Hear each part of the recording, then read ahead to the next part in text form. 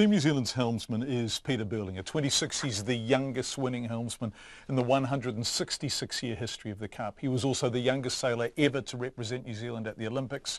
And at Rio, he became the youngest gold medal winning skipper in the history of the 49ers.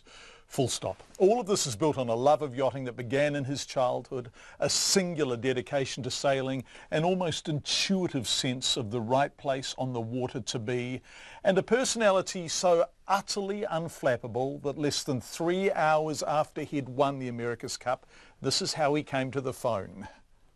G'day, John. How's it going? Good. How are you? Yeah, good. You're magnificently dry, aren't you? Did your heart beat even a little bit faster today? Oh, yeah, it was obviously an amazing day out on the water. I think we were, fully set up for a massive battle over the next kind of couple of days, and to be able to do it in the style we did and get it done today is something that's incredibly special for us.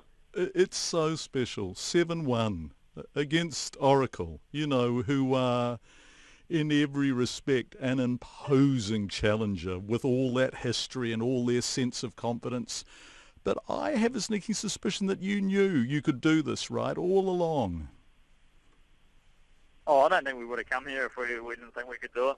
It's something that this whole team's been working towards, this goal, of coming here and winning what turned out to be having to win what turned out to be 8 races and also that last race. And, I think, coming into these last couple of rounds, it was something that we were all incredibly excited about. The fact we got this far and the fact that we now had the opportunity to do it.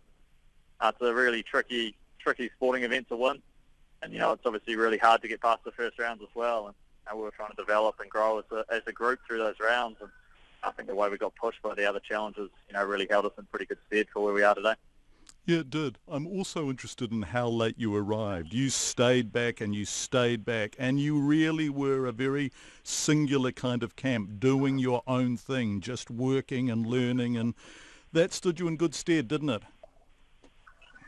Yeah, well, I think that stood us in really good stead. For ourselves, we wouldn't have been able to do what we did unless we stayed in New Zealand. We've got an absolutely amazing base back there, and, the marine industry, really gets behind us. So, we just physically wouldn't have been able to get the boat on the water and come up here any earlier. So, to be honest, we didn't have many options there, but I think the other thing we did really well is as soon as we got here, not as soon as we got here, the whole time we've been keeping a really good eye on, how people have been sailing here and how well they've been sailing, what they've been developing and improving on. And, as soon as we got here, we actually got straight into some races, straight to lining up with other boats and, checked in to see where we were weak and strong.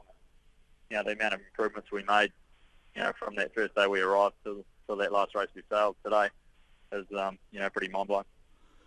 Can we go back to Welcome Bay, Tauranga, the estuary? You are, 6 years old? You've got an old wooden Optimist called Jellytip, is that right? Heavy as hell? Yeah, it seems a little while ago now, but, I'm really proud of, being a Kiwi, growing up in Tauranga, and that's the amazing opportunities we got as kids. We feel pretty privileged to come from where we come from. We do a lot of travelling around the world now, and there's not many times that you'd, want to be from anywhere else.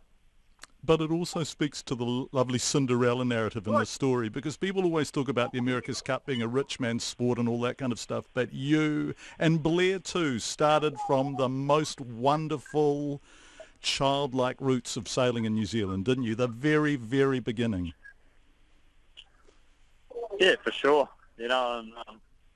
I think both of us feel just as privileged to be in this point. We're part of an absolutely amazing team, and, the amount of fun and enjoyment we've had along this journey, it's full credit to that. And, just like the Olympic campaign, we wanted to make sure we had fun along the way and really enjoyed the journey.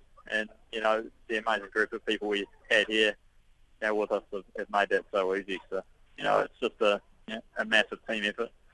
The adversity we've had to go through, with the capsize and, a lot of other little breakages and issues, to keep the boat on its feet, to keep making it quicker day by day and, to be able to take that final race in the fashion we did, it was absolutely, an incredibly special moment for us, myself and the sailing team, not just the fans we've got back home, but, the amount of people that have worked tirelessly for 3 or 4 years, trying to get us to a point where we've got a really fast boat and, could challenge to win this one.